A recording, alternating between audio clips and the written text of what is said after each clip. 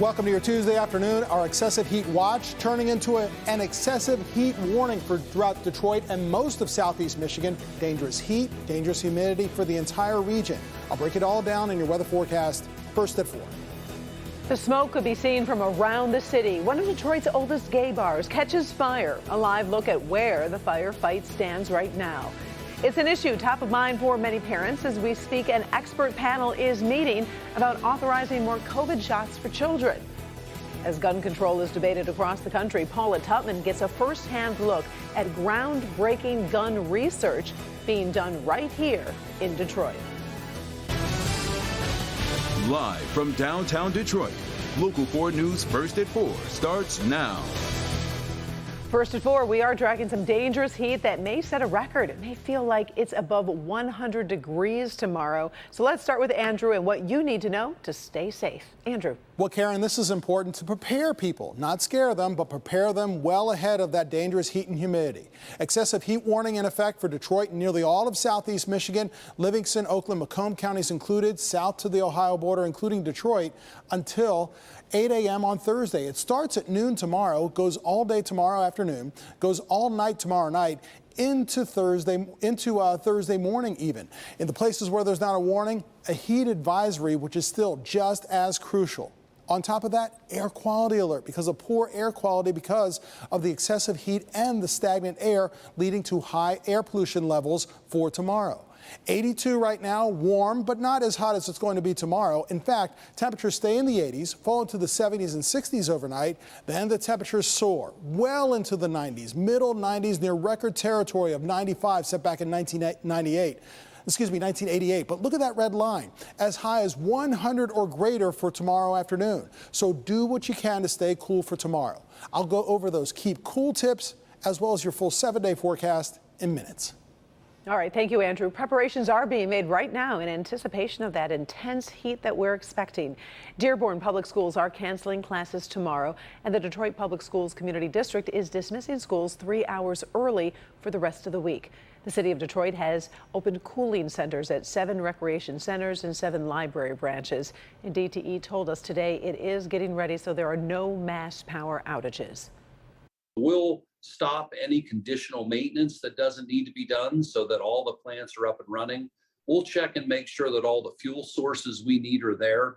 We have the ability to use what we call interruptible customers. So we have a whole series of customers that allow us to interrupt their service and they get a lower bill. DTE says to keep the house cool, it's a good idea to close your shades over the next few days. Try and cook outside and avoid doing laundry and running the dishwasher. Well, a fire at a Detroit bar sends big plumes of black smoke into the sky today. This was the scene. This is what it looked like at the Woodward Bar on Woodward and Milwaukee in the News Center neighborhood. People living and working in the area were evacuated while crews worked to contain the fire. We did talk with some of them as they watched and waited. When I stepped out onto my balcony after smelling smoke, I couldn't even see the GM headquarters across the old GM quarters across the street. And I immediately got concerned, and I'm glad to see all my other fellow residents safe on the floor, but this is very alarming. Taking a live look now at the building, it appears the fire is out, but there is significant damage to the building. Woodward Bar is a well-known LGBTQ bar. We don't know the extent of the damage yet or what caused the fire, but we do know no one was hurt. Detroit police are launching a citywide enforcement effort to stop violent crimes. It's called Operation Sanaya, named for Sanaya Pugh, the 11-year-old girl who was killed by a stray bullet earlier this month. We're dedicating this enforcement operation to Sanaya, that beautiful 11-year-old girl who will not get an opportunity to be the police chief, news reporter, or anything else because she decided to play in her house like every kid should be allowed to do. We're going to go out and we're going to constitutionally enforce the law. We're going to look for those people who are known to carry weapons, those people who have warrants out for their arrest for felonies, those people who have violated their tether, their parole, and their probation. The operation will take place on the city's east side on Tuesday and the west side on Wednesday. Megan Woods joins us live tonight at 5 with a closer look on how the operation is all going to work. In the race for governor, Republican James Craig is launching a write-in campaign. He was one of the 5 GOP candidates kicked off the ballot because of fraudulent signatures. Craig filed the paperwork in Lansing this morning. And so we're going to continue to market it, and we're going to be okay. I'm optimistic. I'm in it to win it still, but I know it's a different battle now.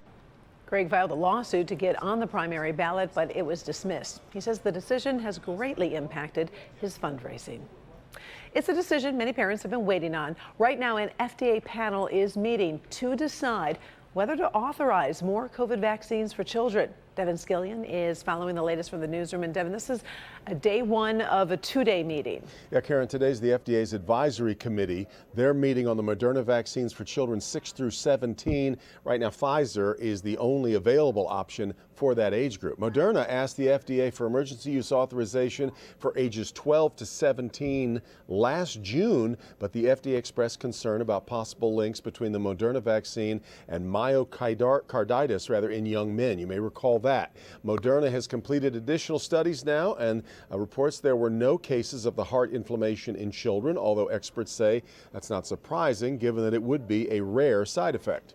We've heard a lot of discussion that puts that risk into the proper context in considering the serious outcomes of COVID that the vaccine is able to prevent. And so we still would consider the benefit risk balance to be favorable, even taking into account the established risk of myocarditis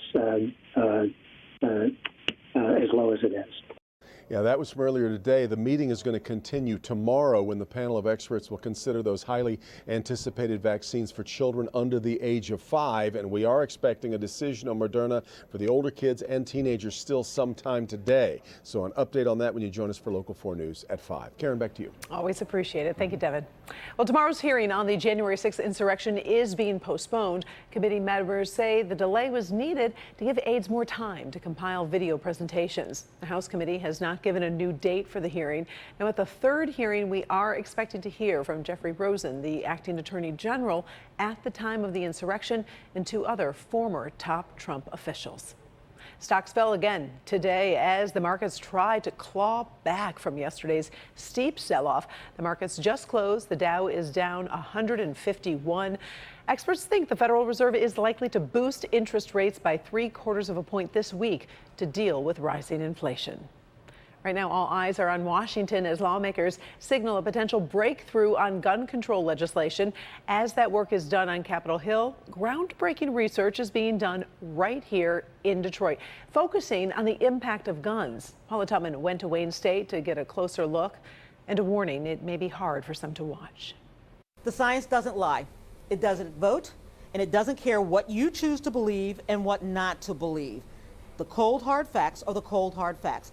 And that's what's being discovered right here in the Department of Biomedical Engineering at Wayne State University. So we do injury biomechanics. So injury biomechanics is basically determining how things interact with the body to create injuries. If you want to understand body trauma and how man-made objects inflict that trauma, you come to a lab like Dr. Cynthia Burrs at Wayne State University, where she and her team employ a variety of modalities to study trauma for various industries. For 2 decades, Dr. Burr has immersed herself in the testing of traumas, less lethal, lethal, behind armor blunt, sports, and blast traumas, which means her research includes gun trauma. And today she shows us what guns do to the human body. Here's the difference in the bullets we'll be testing today. This is the AR-15 round, and this is the 9mm round. So we're going to be running 2 different gel blocks. The gelatin blocks are a similar density and consistency as human soft tissue. This is the scientific standard for research. Entrance is on your left. In the firing range, the firing device is set. First, the AR-15. There are 2 basic ammos for the AR-15. A .556 round, which is what police and military use, and the .223 is more of a hunting or a consumer or civilian round. Depending on the weight and brand, the .556 can bear more pressure and gunpowder, meaning that it travels faster and is more accurate, according to some industry information. Okay, let's slow that down. So basically, you kind of get this secondary explosion that happens inside the body. Next, a 9mm device is fired.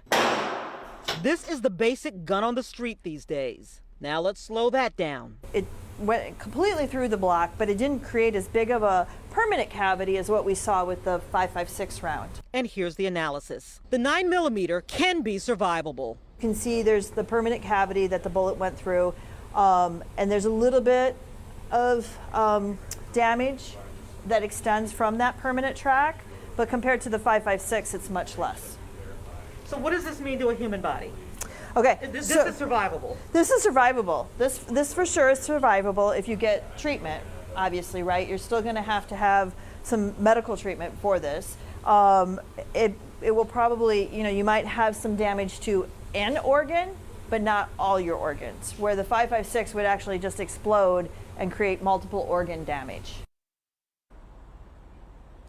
So industries actually seek out the work of Dr. Burr and her lab. Industries like the government, for instance, that would be one industry, as well as the military and police departments, for instance, because when she does this work and she finds out how this machinery can injure the human body, she can also help industries discover how to make machinery less injurious to human bodies. Karen? Very important perspective. Thank you, Paula, for letting us be able to see exactly how that works. We really appreciate that. I know that's not easy.